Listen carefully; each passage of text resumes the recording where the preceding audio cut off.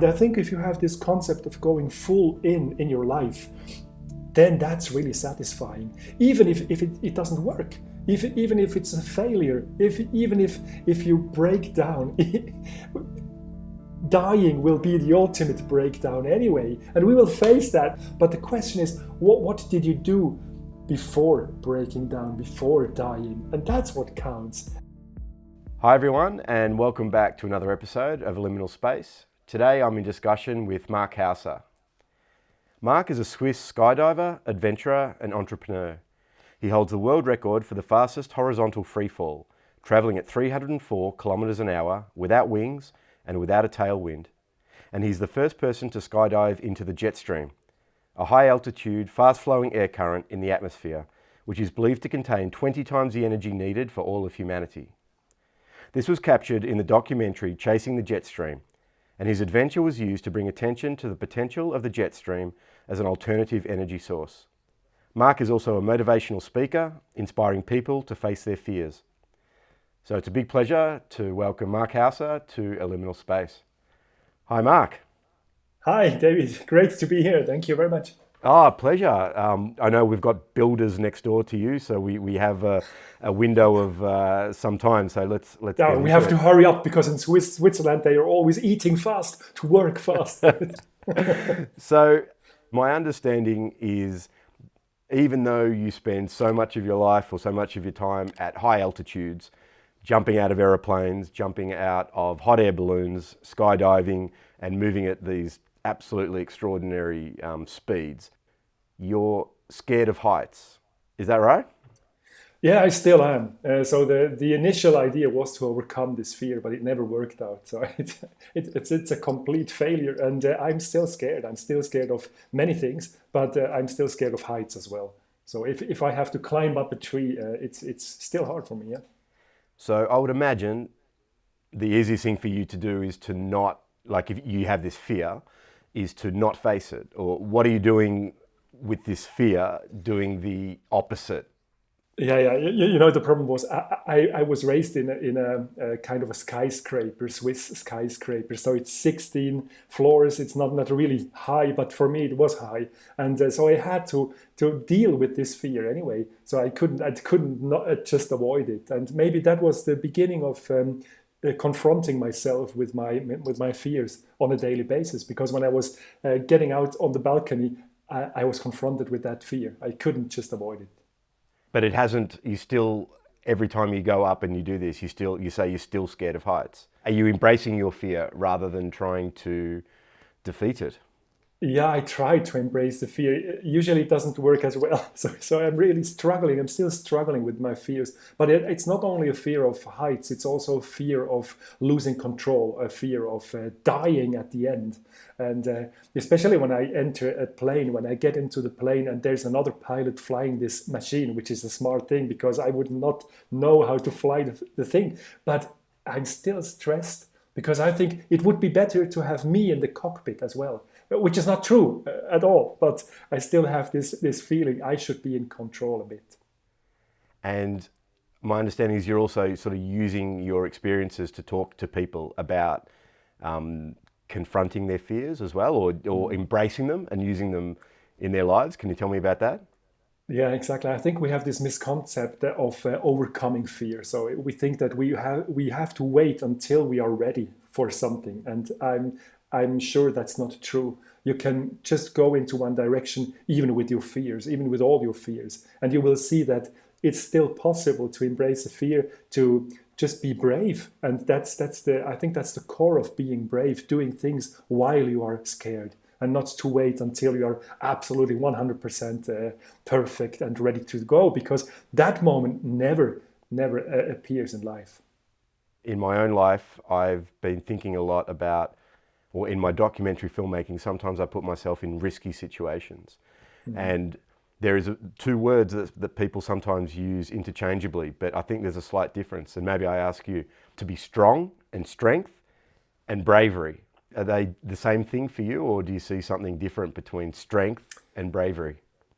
I'm not sure. I think it's a mixture. I think you can be stressed out at any level. You can observe your own heartbeat. You can feel how you start sweating, and you can feel how you're really stressed out. But still, you can have this capacity of just going your way, because that was the plan. That was the initial plan. And maybe it's hard to follow that route, but as soon as you are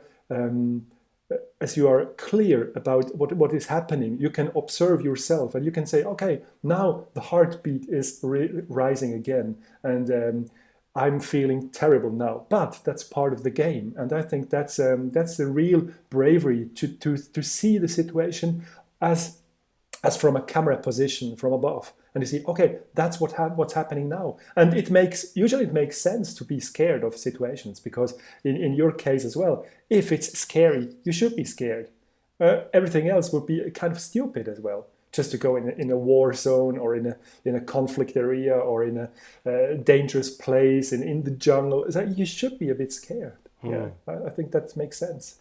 I find it really interesting. I've been discovering a lot of Mike Tyson in the past months and years, actually, and he's done a total change in his life, and he has his own podcast, and he's going through his own transformation, and you can actually witness it in real time. And he talks about what it was like to be Mike Tyson, to be the most feared man in the world. And he says something continually that's sort of the opposite of what I thought, in that every time he walked into the ring, he was absolutely frightened. And he used fear, he needed fear to actually propel him to excellence in some way. And my thought would be that most of us actually like run away when we're scared or from something fearful. What benefits has that brought to your life to actually embrace this fear?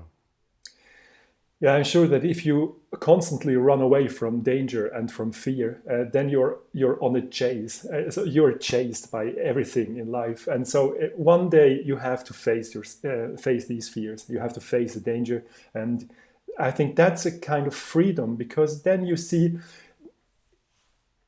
it's really liberating, because then you see there's nothing that could really harm me, even if now the police would break in my door, would capture me and would torture me. I would say, yeah, it's bad. I'm scared, but it's a great story. So, like Claudia von Planta, when he was captured and he was in jail, he found out a way to deal with that. And then he said, okay, let's make a film out of it. Let's tell the story. And I think if you have this concept of, even in the worst situations, you have to find just a little diamond of inspiration for a story, for a film, for something to tell. I think then it's way easier to cope with any situation in life. And I think we have this strange concept of being relaxed in this wellness state of life all the time, which doesn't make sense at all, because that's not life, and that's not reality. So reality now kicks in with a strange situation globally, where everyone is scared about any kind of danger and viruses. But that's the case in a lot of countries anyway. So they have a lot of threats when it comes to their health system, and we were absolutely safe. So maybe you died at the age of 90 plus, and in the meantime, life was 100% sure for most of us. And I think that's strange in a way, and I think that's dangerous as well, to have this life concept of running away as soon as it gets hot. So right. And just to let people know, Claudio von Planta, who you mentioned, is a mutual friend of both of ours. He's a documentary filmmaker, and he was your filmmaker on Chasing the Jetstream film. He puts himself in some really tricky situations in order to tell really important stories that need to be told.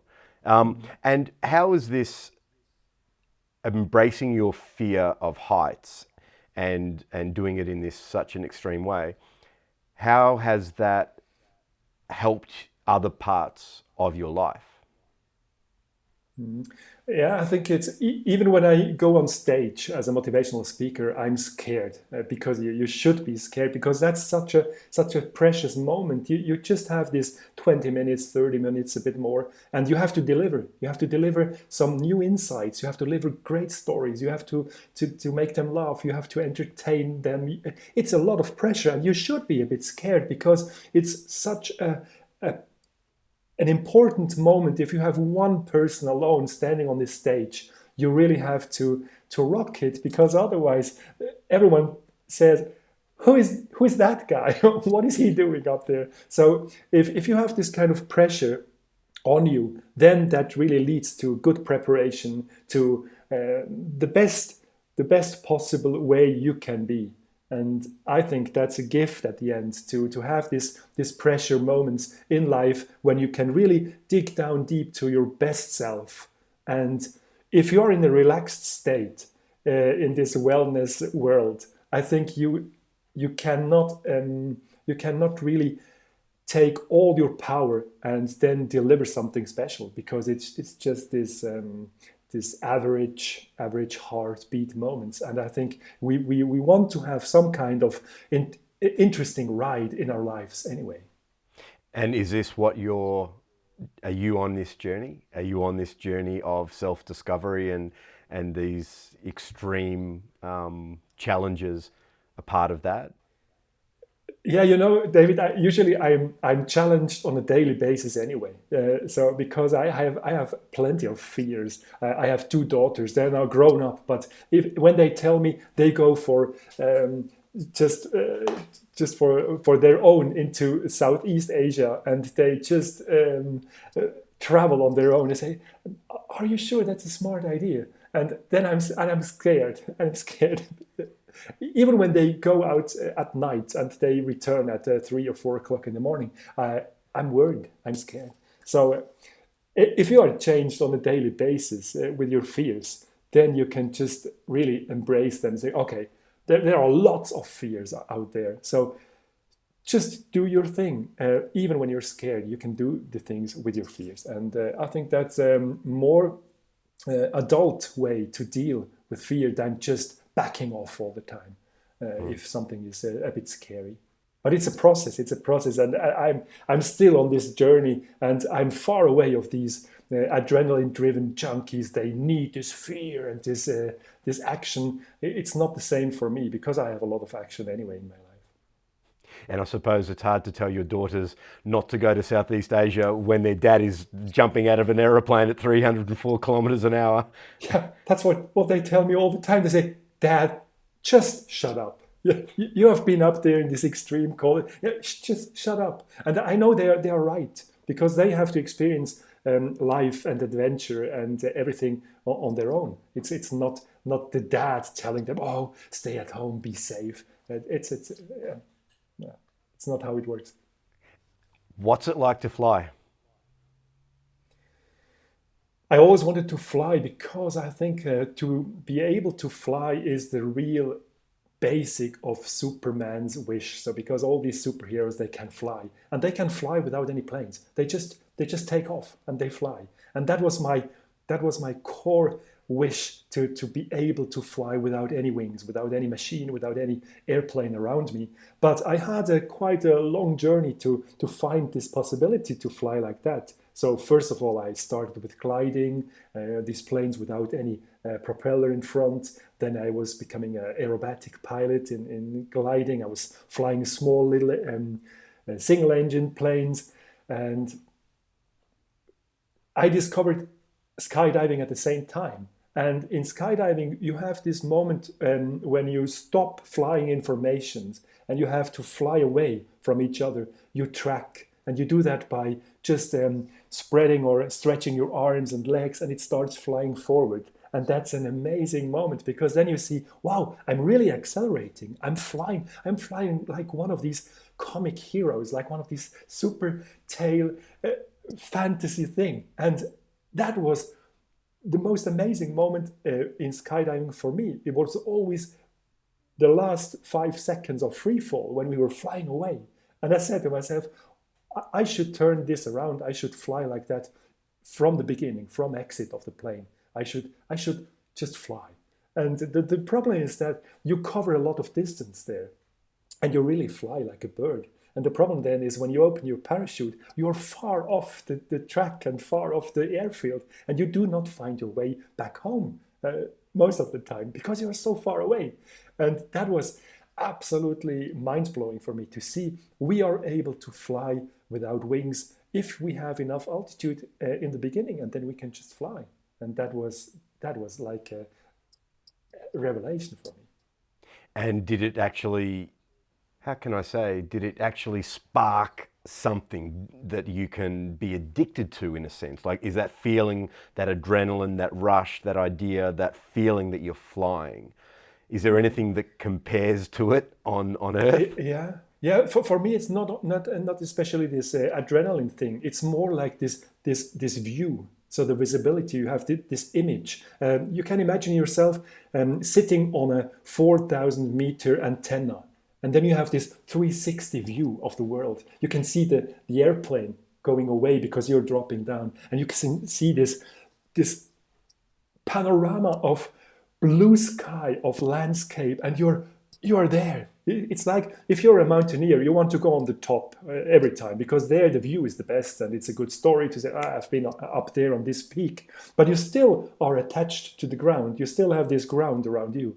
If you are in free fall at these altitudes, you are just, whoa, it's this visibility, this view is so amazing. And then if you add to that the feeling of flying, of being really free, being really weightless, and you can change directions, you can fly like a bird, and it's so intuitive. You don't have to use any kind of manual, how can I steer? You just feel it. You fly like, I'm not sure if it's something that's really deep based in our genes because we still know how to fly. But it's the most amazing feeling, but it's not so much about adrenaline. It's more about this sensation of flying, of being free, of having this view. And I think that's the greatest adventure you can have, especially because you're outdoors and you feel these elements, you feel the wind, and it's amazing. Even in a normal skydive, if you go on a tandem, you have this 200 kilometers per hour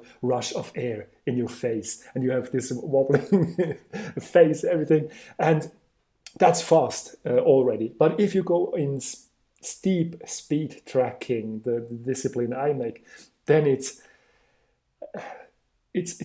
about 5, 6, 7 times more intense because you really become the jet yourself. So you fly forward, you see how you can fly over the landscape, and you are the jet yourself, and you just maneuver yourself into turns just by your thoughts. You don't have to steer anything. You just say, let's go a bit right, and the turn starts, and it's like in a fairy tale.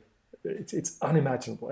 I cannot share it because I can't take anyone with me because it's not allowed. So I would like to have everyone having this experience because it's so amazing.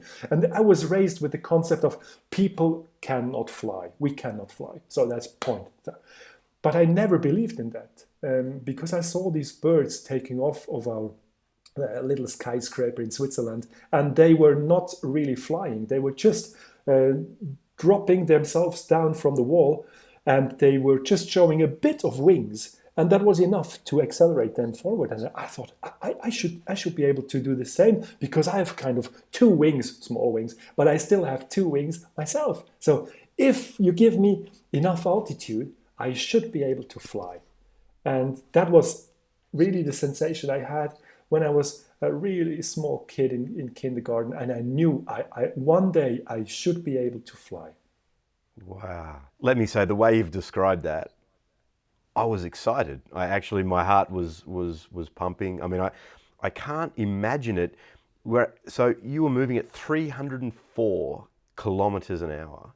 What is that? What is that like? Like, is that peaceful? Or do you feel the wind, or are you traveling with can you hear? What do you hear? What do you see? Yeah. What's that experience like? Yeah, it's extremely loud because, as I mentioned, you usually fall down at a rate of 200 kilometers. If you accelerate, then my own body is at 400 kilometers. And over the ground, I measured my speed over the ground, and over the ground that was 304. But since that's my flight path must be even faster. So I'm flying at 400 kilometers per hour.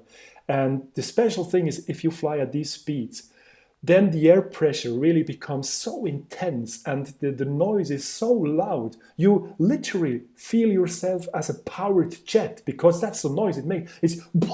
It's amazing. And if you break down to normal speeds, you think, oh, free fall must be over because now it's so quiet. But it's still, you're falling at 200 kilometers per hour.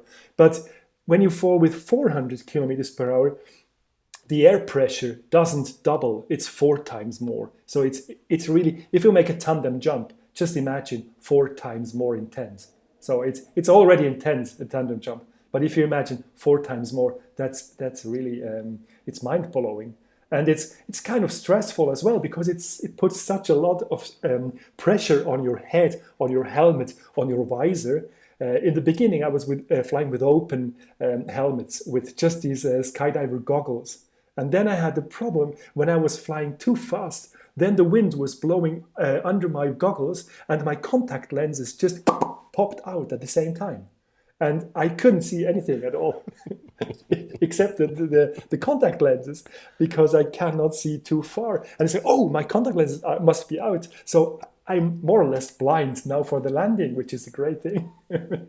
It's absolutely extraordinary. And the fear, I mean, bringing it back to how we opened the discussion, is the fear at the moment before you have jumped or fallen, or however you actually leave the vessel, or is the fear as you're flying, or is the fear when you're on the ground thinking about what's going to happen in the air, or how are the different emotions?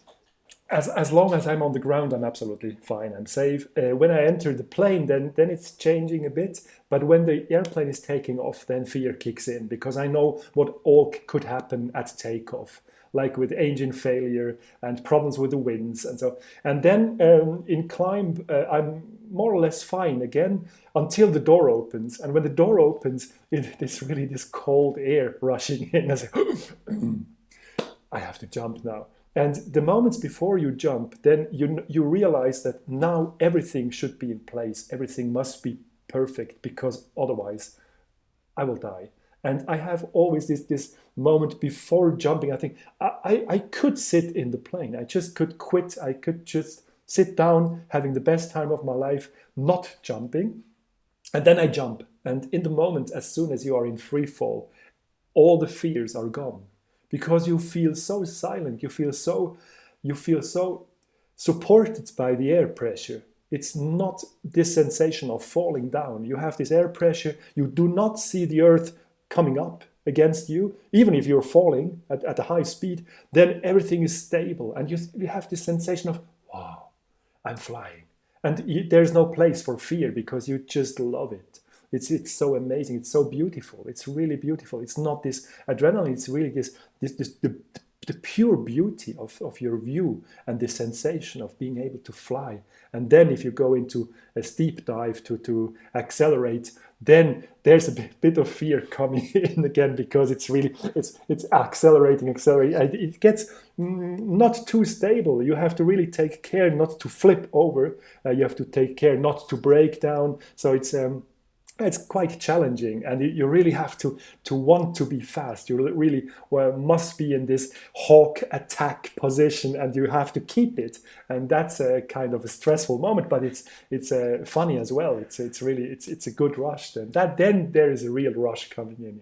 I have no idea how you do it. I'm certain I could never do it. I've had one experience of bungee jumping at 43 meters.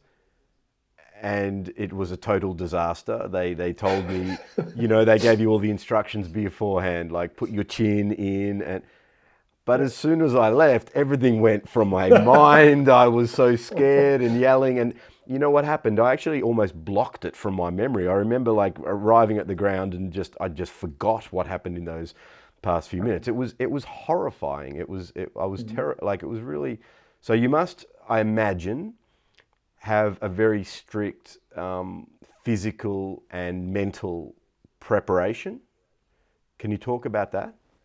Yeah, for me, the mental preparation was really essential because I had always these 2 weeks of training and then sometimes months of no jumping. And if you go back into skydiving again, and if you're not prepared mentally, then it's everything is new again. So I had to prepare myself at home. I was really going through the whole process of being in the airplane, going to the door, and then let you go. And what are you doing in midair? And if you prepare yourself, like you see, sometimes you see this ski competition drive. They really go into the track down. It's what you do as a preparation, and then you are way more relaxed because you know what is happening and you are trained for that. Even if you have not been in the air, you are trained and you are ready for doing that.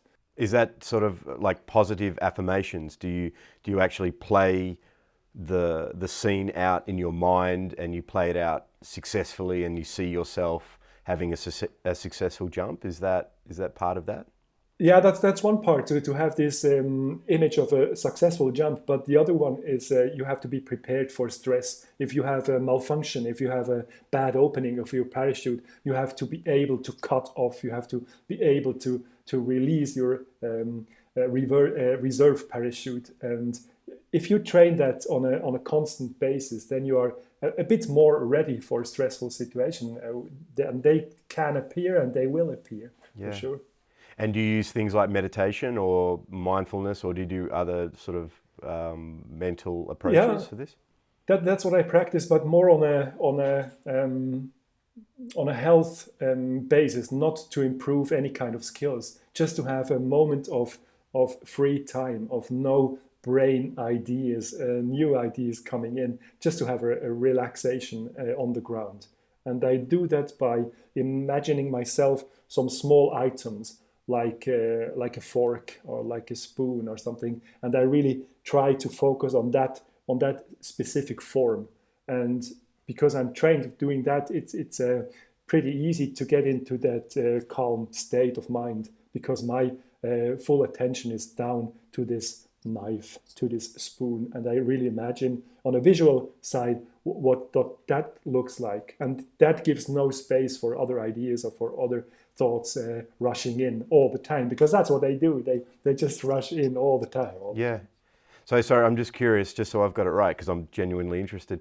Eyes closed, imagining a fork, or are you actually looking at a fork and looking at the detail?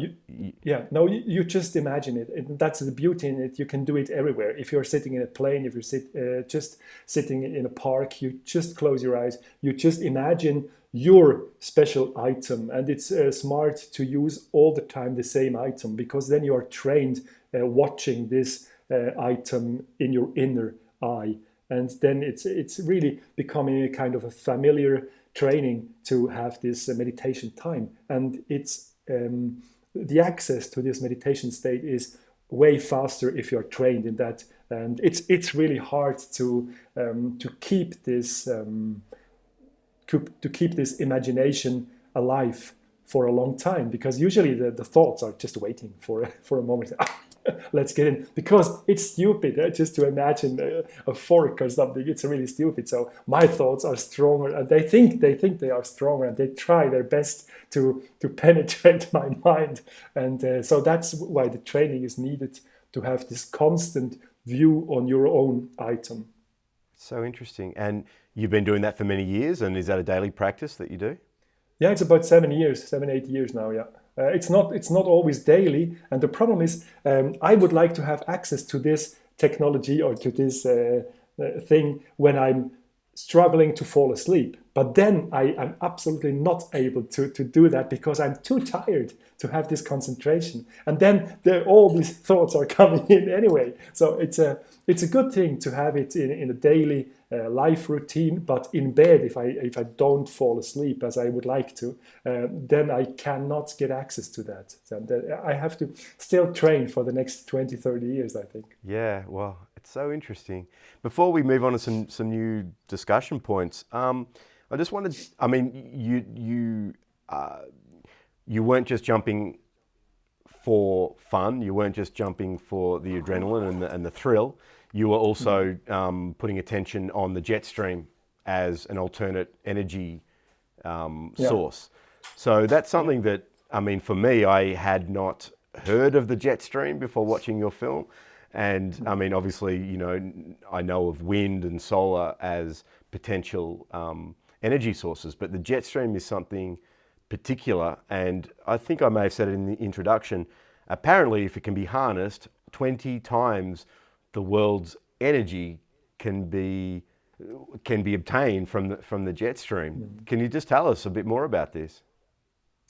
Yeah, the concept is usually we have these ground-based windmills, and they are limited in their radius because the wings, they are now at their limits, more or less. You cannot produce them longer. And the idea is to make them as long as possible to reach this higher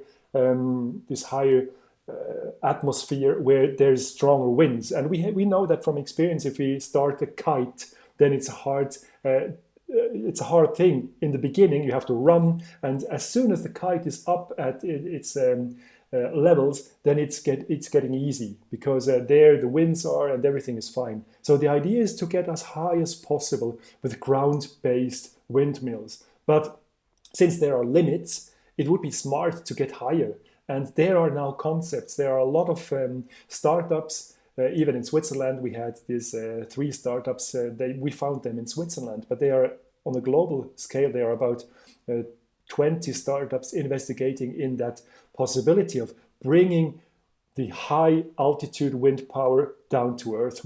Usually they use a kind of kite, and the most prominent concept is to have a kite that really pulls. And because the kite is pulling, you can use this power on a ground-based reel. So the kite is attached with a tether, and this reel is turning like a dynamo as soon as you have this pull force. And as soon as you have this high altitude, then the kite is really pulled with a strong force. And the higher you go, the more energy you can bring down. So for example, if you double the speed of wind, you get 8 times more energy out of it. So it makes just sense to go up there. And it's not so annoying like the ground-based windmills. If you live under one of these guys, I think it would be really a pity, really a shame to live there. But if you go high enough, then it's becoming something beauty again, because you don't hear it. You just see a small dot maybe circling around and producing electricity, instead of having a diesel generator, which is annoying as well. And I will put a link to Chasing the Jet Stream, the film, below this podcast, so people can, if they like, go and watch the film. I highly recommend it. It's a very interesting film on 2 sides, I guess, because it looks at your own adventure as far as jumping in the jet stream, but it also really highlights this, what must be the future. I mean, it really, is that how you see it? Is it not if, but when that we access a jet stream for power? Yeah, I think jet stream is just one idea. The idea was to bring attention to high altitude winds in general, and jet stream is just the best opportunity we could get, because the jet stream, especially in Australia, they are predictable in wintertime. If you go into the center of Australia, you just have a broad band of jet stream, not all day, but more or less every day. And if you have a concept of reaching as high as possible, then you go into the jet stream, and it could be possible. And we show that in the film, that 100 years ago they reached these altitudes with simple kites. And you can reach altitudes of jet stream above 6, 7, 8, 9,000 meters. That's not a problem. It shouldn't be a problem nowadays when they managed that 100 years ago. So now we should be able to do that as well. But it's just one solution. And I think at the end, we must have a mixture of different solutions. Because the energy is there. We have waves, we have sun, we have the wind, we have geothermal, we have everything. Everything is here, and everything must be here, of course. And it's just stupid to burn fossil fuels. Well, we needed millions of years to create that, and we burn it in 100 years, which which is not a sustainable concept anyway. So we desperately need new ideas. We need new concepts. And usually I get the answer, oh, but it sounds like science fiction and it's not realistic and it's too expensive, whatever it is. But we need these new solutions because the other solutions, they are running out. Yeah. And that's a clear fact. And we have all these problems with wars, not only CO2 and global warmth, but with wars, with destruction, with pollution. We have to find new solutions anyway. And if there's another solution, which is more prominent and more profitable and better, yes, let's get into this direction. But I think at the end, we need all these different possibilities, all these different new solutions to solve the problem. Technology. I'm assuming that technology plays a big part in your life, and particularly in these extreme speeds that you're reaching, you need to rely on very precise equipment, and you need to make sure that, like, it literally is a matter of life and death, that your equipment works, is strong, is properly calibrated, and so forth. What's your relationship with technology? On the one hand, I see your passion for the outdoors and the nature, and the other side, you must rely on it for your life in some sense. Can you talk to that? Yeah, I think that nowadays technology is so approachable. You can just buy everything. And for example, a GPS. I was not using one GPS, but I had 6 or 7. I'm not sure, 6 or 7 GPS devices on my body to measure the speed, only the speed. And there were the cameras, 360 degrees and everything. It's amazing the access we have to latest standard technology. Even with a small budget, we can just have amazing things. And I think that's a fantastic thing to have, because 20, 30 years ago, it was only possible for really professionals to just record any kind of speed in midair. And nowadays you can just buy a small little item. All our iPhones are GPS devices, and GPS are everywhere. And I think that's a wonderful development, and it's interesting to record your things, to measure. And but I think it should be that you use these kind of tools to make the world a better place in any way. So if you just do it for entertainment, I think it's a bit of nonsense, because who cares at the end anyway how fast I travel in midair? It's absolutely ridiculous, to be honest, because no one tries it anyway. So it's a world record, but what's the competition? No one does it. So it's. But I guess with the technology, I was more thinking, obviously we're moving at such a rate that when I was again watching your film in preparation for this chat, the thing that came to me was I was thinking about self-driving cars, actually. And I started to think about trust and the fact that you must have to trust your technology. And in the future, and the very near future, humans are going to have to, if we embrace technology the way that it's predicted, actually trust cars with no humans driving them to get us from A to B, but to get us from A to B safely. And you seem like the perfect person to ask about this in your experience, this relationship between human life and human decisions and human thoughts and feelings and emotions and technology. I think there is one really important thing that comes from aviation. If you see all these accidents happening, it's most of the time it's human error. It's not the plane, it's not the weather, it's not the engine, it's just the pilot sitting in this airplane and messing it up. So if you can avoid having too much of this human factor in a process, I think that really makes things safer. That's bad for all pilots in the world. It's bad for all these car-driven petrol heads. But if you take away the human factor, it gets much safer in general. And but it's kind of sad because I love to fly on my own. I love to drive on my own, and as soon as I have to give control over to machines, I think now we are lost. Now we are lost.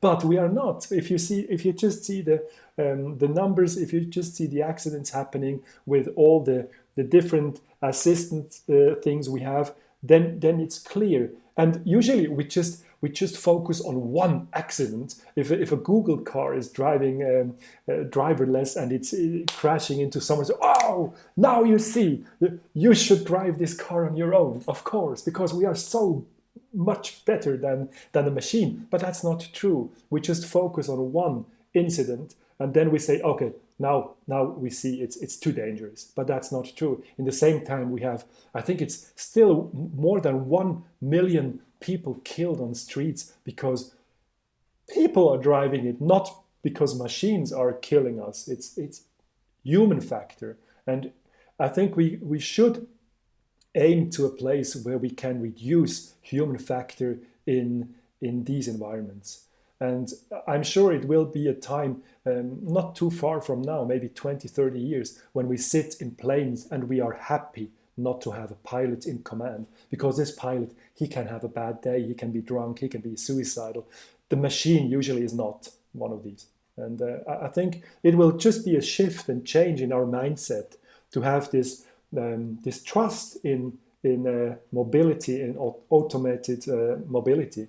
And I'm sure there will be a city in the near future, probably in China, where they decide we only allow self-driven cars, no human behind the wheel. So, and then it will work fine because all these different machines, they will interact together. I think the problem is now the shift when we have still petrol heads and we have some machines, and so they do not interact very well.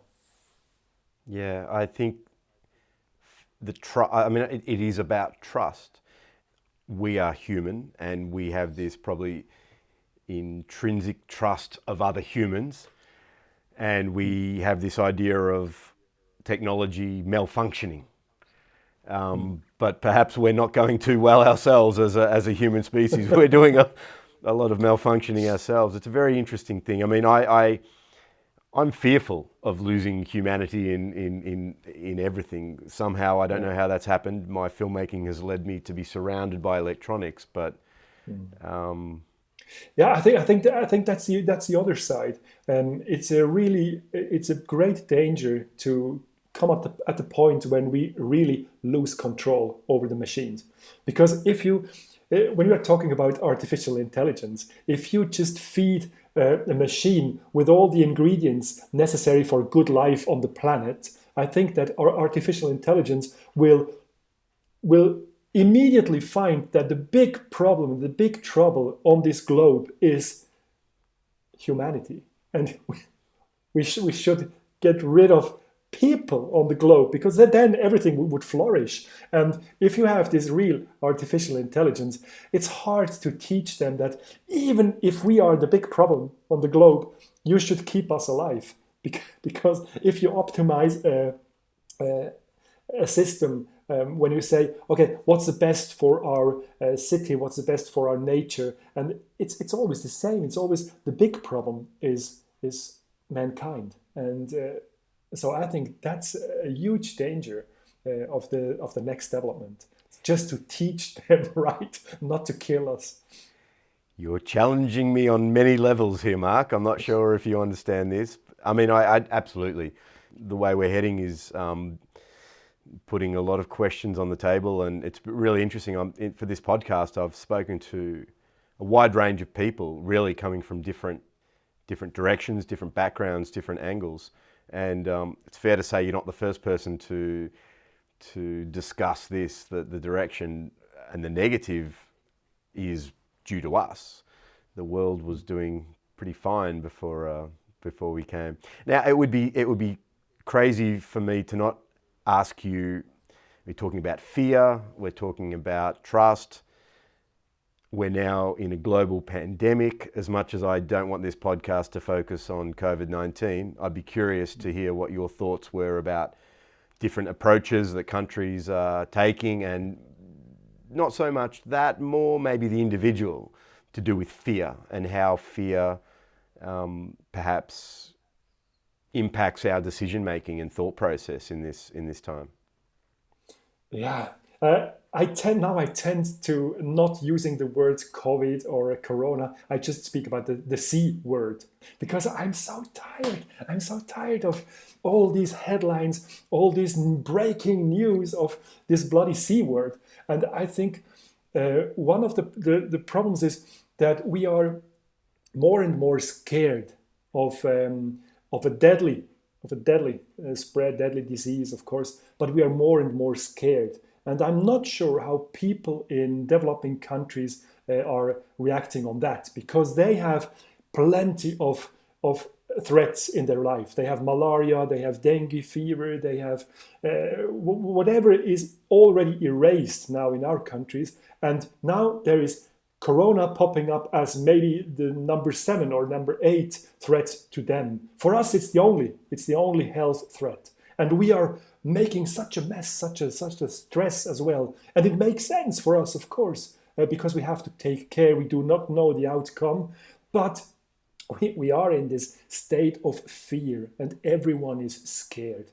And I'm not sure if that is creating way more harm at the end than the actual illness itself.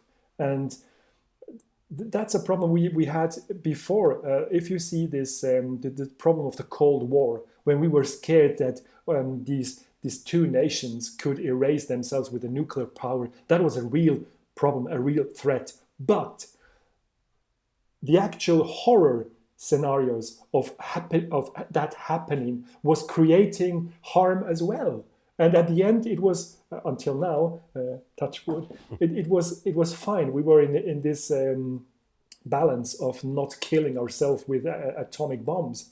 And maybe it's the same with the virus, with the next disease, because that will not be the only one. Now it's called COVID-19. What about number 20, 21, whatever? So there will be next man killers out there. And how can we react to that? And I'm not sure if it's the best way to just to concentrate all our efforts to just one threat, because all the other ones, they are in the background now.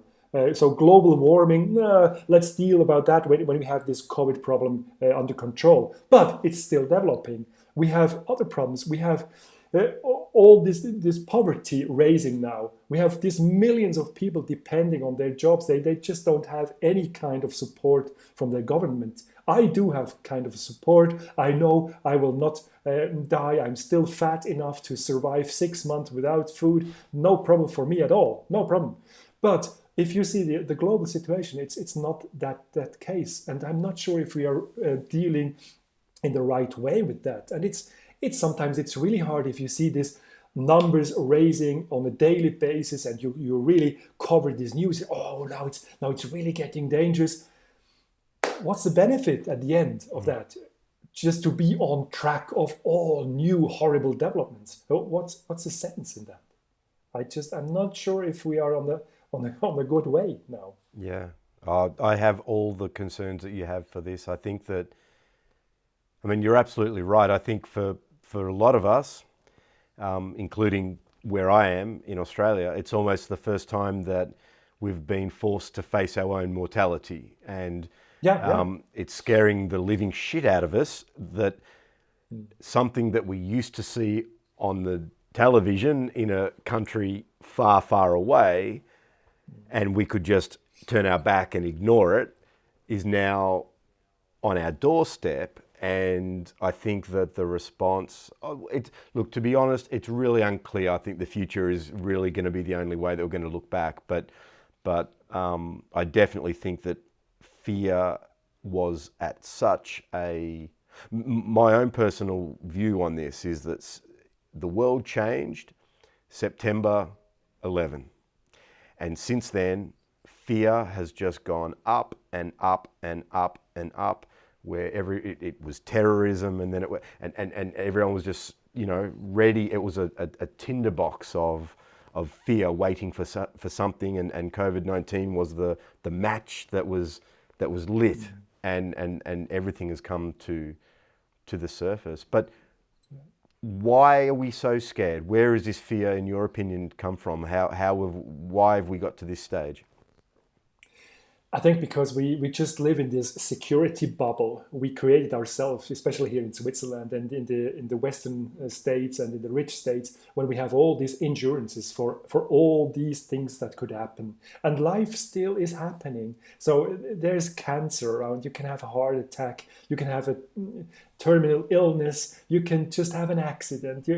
So life was always more or less dangerous anyway, but now it's really obvious. You could die of that.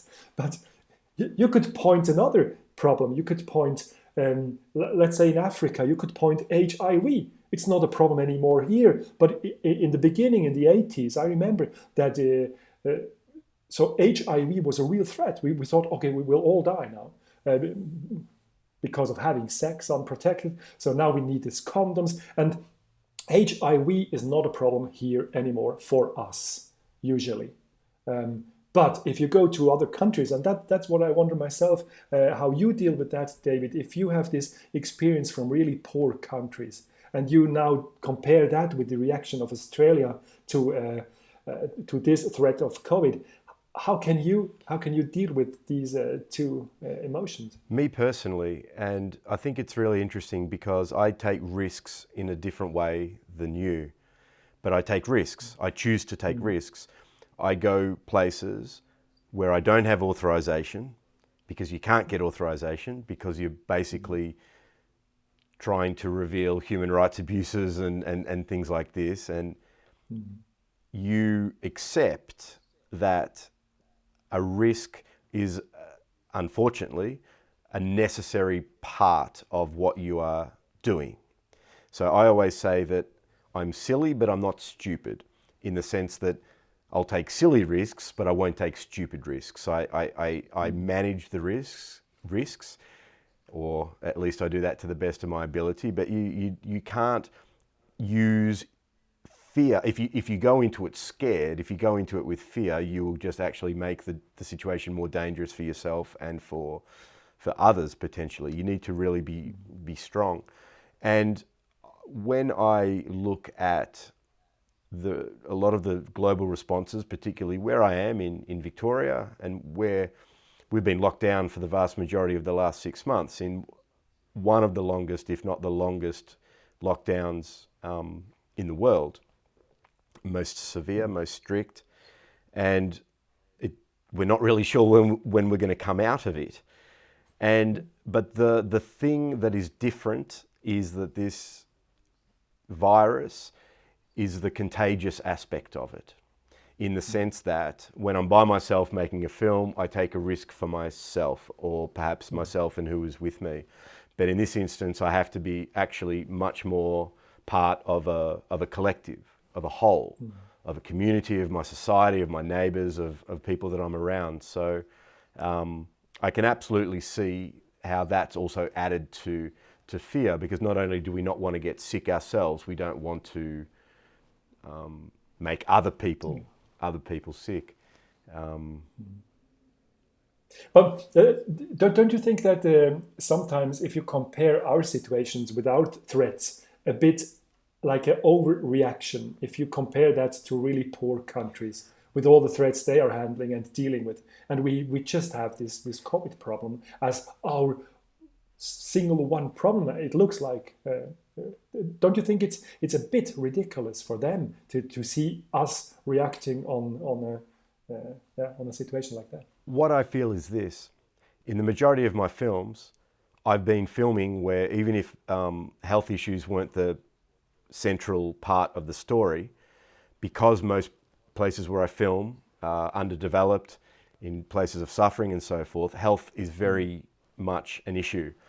And I've got malaria myself. At one stage, they thought I had tuberculosis. I've been filming with people with chronic kidney disease. I've been filming on the most toxic place on the planet in Ghana, in West Africa. Number 2 is Chernobyl. And I make these films and no one really cares about them. And now we have a virus that could actually affect us, and our care is so great that we lock ourselves in our apartment for 6 months. Yeah, so it's tricky, and I'm finding it even more tricky to actually have these discussions because one, they've turned so political, but the other is you can be accused of not caring in a sense where most of the time the absolute opposite is the case. I care just as much for mental health and for other diseases as I do for this. It's a very tricky situation. Yeah, but, and you know, for me as a motivational speaker, it's interesting because before this crisis, I was invited to speak at events, and then the organizers they told me, you know, for us, life is so secure, and you are living the dangerous life. Now you have to tell everyone how that is. But now everyone is in this danger. Everyone is exposed to having this risk. So what I'm doing on the stage is senseless now, just to talk about risk. So you might be out of a job soon. Yeah.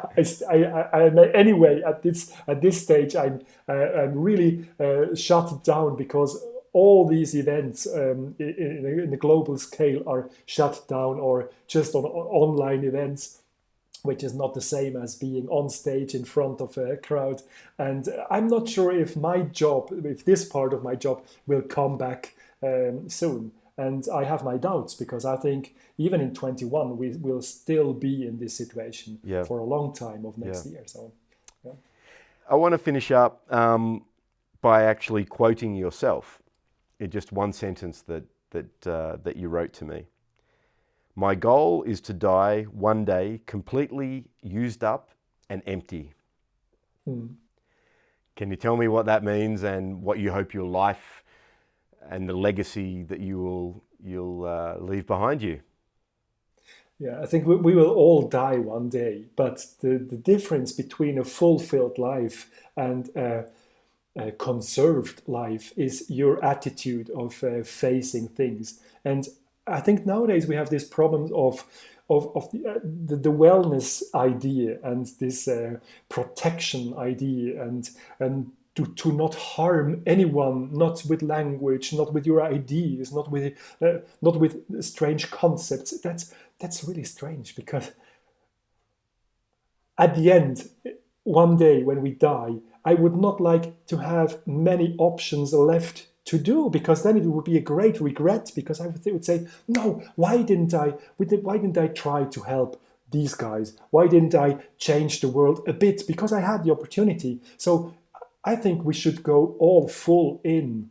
And I think if you have this concept of going full in your life, then that's really satisfying. Even if it doesn't work, even if it's a failure, even if you break down, dying will be the ultimate breakdown anyway. And we will face that. Every one of us will face that. But the question is, what did you do before breaking down, before dying? And that's what counts. And not, oh, I'm in the best state I could be. Now I die. So that's completely bullshit because I think we should really use our gifts. We should use our minds. We should use our strengths, our networks, our possibilities, and we should really use them up completely. And then at the end, when we die, we can just say, oh, there was nothing left anyway. So dying is not just a little small step further, and I'm fine. And I would like to be in a state where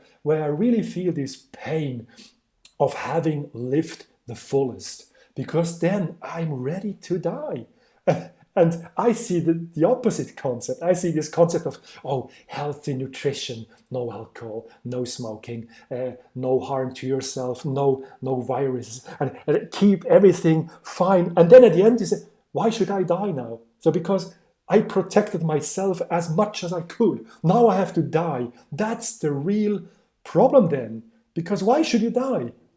Everything was organized to not die at the end, and it will not work. I'm sure it will not work. So I use the different approach just to live full, just to bring in all. Really, this all-in concept should be reinvented for us. And I think we can have these role models of people not taking too much care about themselves, but maybe others, maybe the environment, maybe the progression, whatever, but not about always themselves, and protect themselves of harmful language, of swearing, of, oh, I'm offended of that. No, you should be offended by anything. Sure, you are grown up.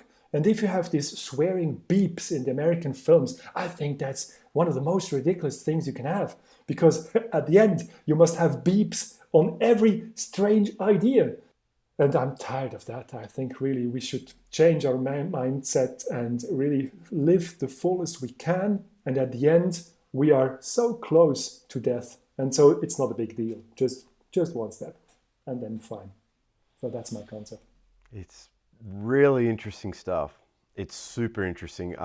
It's inspiring for me. It tells me not things that perhaps I didn't know, but it reconfirms things that I've thought about a lot, and including risk. When I think about almost anything that I look back and am proud of, in the sense of not so much an achievement, but a project that I've done or something, risk was involved in every single one of them. Fear was involved in every single one of them. Facing a difficult situation was involved in every single one of them. And I think that that's the only way to create something good or great. And it's character building, absolutely, to face your fears. And as you said right at the start, not to combat your fears, but to continue to face them. So I'm really looking forward to sharing this chat, and I'm sure people will, be inspired by your actions, your words, and I don't know, maybe we'll see a few more flyers in the air after this. I'd love to. I mean, I'm absolutely petrified of heights, but the way you described flying, I couldn't help but think that could be an absolute marvelous thing to do before I die. Yeah, David, now I'm changing the subject and we will go down below the water. So we will be in underwater situations, and we want to make a new film now with all the possibilities, how we can bring out energy out of the water. And we will combine that with a new way of world record of free divers. So I'm really changing now the subject. I'm not too much in the air anymore, but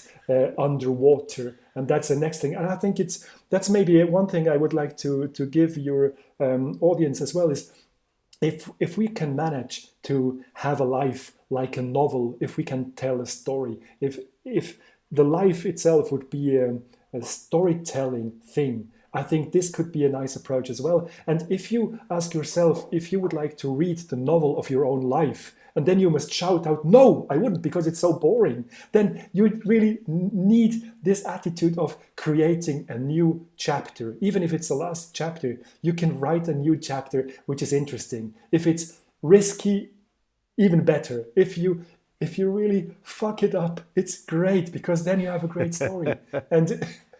But just being so careful and not risking anything, it's usually not the stuff how novels are written. And I think most of us, they will regret not having taken more risks in their life. Yeah. And so I think you're on a great path, and I am in this regard. I am as well, and for sure I will live to the end when I can say, now I'm completely used up, if I get enough time for that. And it's only appropriate that I ask the question, what's the working title of your life novel? What's your life going to be called?